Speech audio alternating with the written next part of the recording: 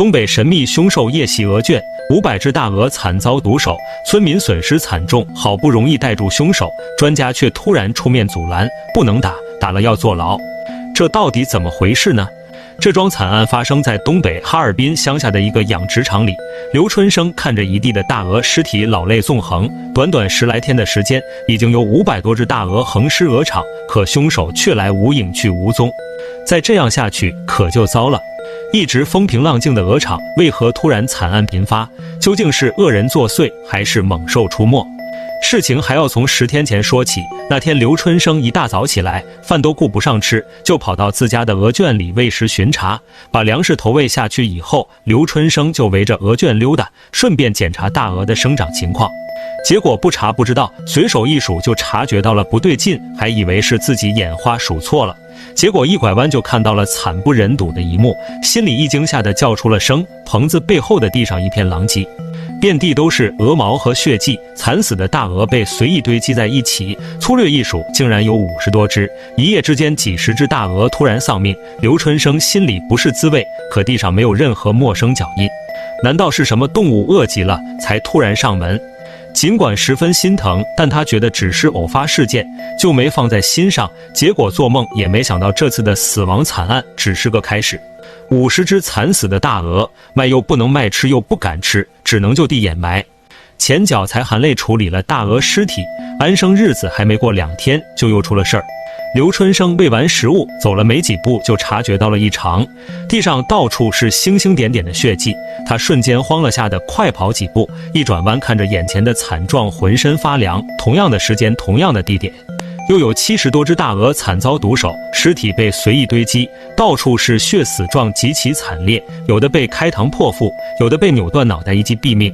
短短4天时间2次作案，100只大鹅平白丧命。刘春生火冒三丈，这么多大鹅，要是猛兽下山，肯定会吃得一干二净，为何要连夜弄死，却一个不吃呢？肯定是有人从中作梗，可自己养殖多年，一直与人和善，谨守本分，凶手究竟是谁？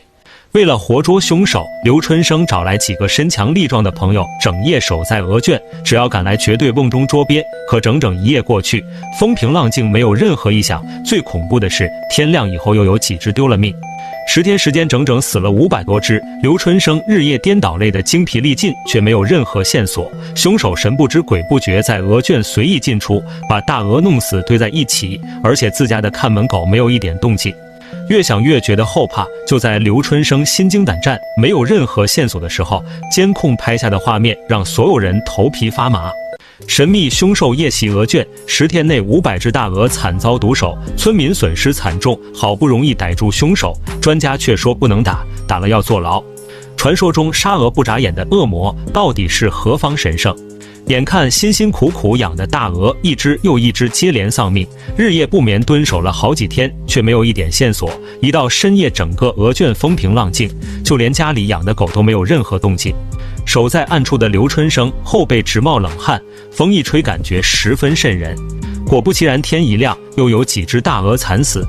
一家人辛苦养鹅10几年，每天早出晚归，全靠大鹅养家糊口。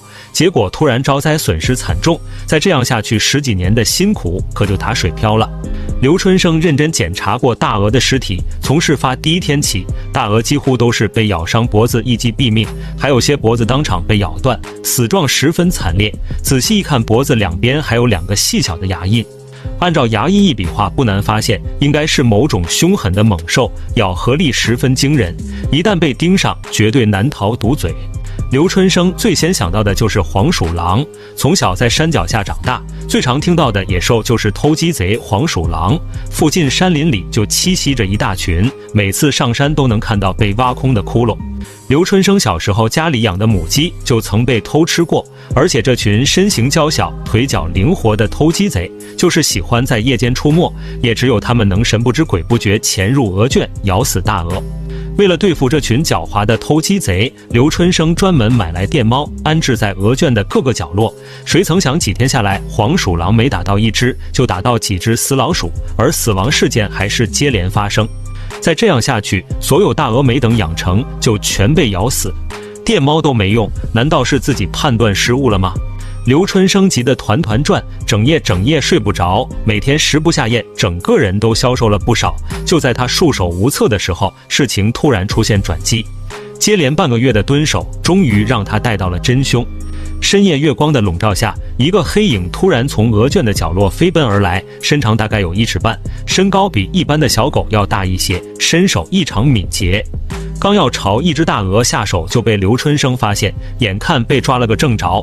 那家伙和刘春生对视一眼后掉头就跑，从栅栏上一跃而出，消失得无影无踪。调查终于有了进展。第二天夜幕降临，刘春生拿着手电筒守在鹅圈的一个小角落里，这次算是带了个正着。棕黄色的皮毛，浑身布满斑纹，正叼着一只大鹅的脖子往出跑。一直以来袭击鹅圈的竟然是山里的狸猫，虽然这次又让他侥幸逃脱，但终于不再是睁眼瞎。刘春生二话不说就要出门买抓捕工具，朋友一听连忙阻拦，这可是保护动物，小心闯下大祸。难道鹅圈就只能任由糟蹋吗？山狸猫夜袭鹅圈，10天内500只大鹅惨遭毒手，村民损失惨重，好不容易逮住凶手，专家却说不能打，打了要坐牢。难道村民只能活该受害？鹅场的损失又该谁来承担呢？山狸猫学名豹猫，是猫科动物中出了名猛兽，虽然个头不大，但异常凶猛。作为国家3级保护动物，明令禁止捕杀和私人饲养，一旦触犯法律，必将招来牢狱之灾。刘春生一听彻底犯了难，原本打算买来专门的抓捕工具，把偷鹅贼彻底逮住，永绝后患。这下可糟了，刘春生犹豫再三，虽然很不情愿，但也只能认栽。为了不伤害的豹猫，把之前布置的电猫也赶紧撤掉。打杀不行就只能吓唬，于是从此以后，刘春生为了保护剩下的大鹅，只能自己不眠不休，整夜守在鹅圈，只要有响动就出去把偷吃的豹猫吓跑。谁曾想几天下来，豹猫眼看偷吃被发现，不但不收敛，反而变本加厉，彻底把他的鹅圈当成了自助餐，想来就来，想走就走，一到深夜就下山祸害大饱口福。刘春生有苦难言，每天愁容满面，养家糊口的生意遭了难，却只能忍气吞声。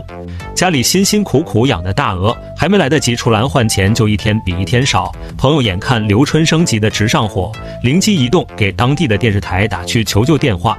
记者听了前因后果，立马前往报道，并将事情报告给了当地林业部门。收到消息的工作人员一听也十分稀奇，附近虽然背靠大山，但几十年来很少有大型野兽出没，要真是豹猫，必须加强防范，采取一定措施，担心刘春生看走眼。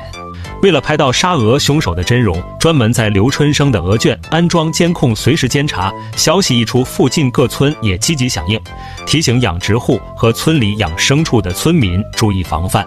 别看豹猫长得像猫，但性情凶猛，体型健硕，一旦发怒，后果简直不堪设想。要是不幸遇上，在保护自身安全的前提下，一定不能随意动手，万一不小心误伤野生保护动物可就糟了，一定要及时联系有关部门，请专业人士帮忙处理和解决。经过几天的监控，凶手的真容终于被捕捉到。经过当地野生动物研究专家的仔细比对和辨认，可以确定夜袭鹅圈的凶手就是一只成年豹猫。消息一出，专家却十分高兴。作为国家保护动物，早年遭遇大肆捕杀的豹猫数量锐减，藏在深山老林里很少露面。如今突然出现，说明野生动物保护宣传和环境恢复取得了一定成效。豹猫生性谨慎小心，鹅场靠近山林，管理松散，屡屡得逞，这才彻底赖上。最后在工作人员的帮助下，刘春生把剩余的大鹅挪到别处安置，豹猫造成的损失也给予了一定补偿。瓜仔大鱼全网征稿了，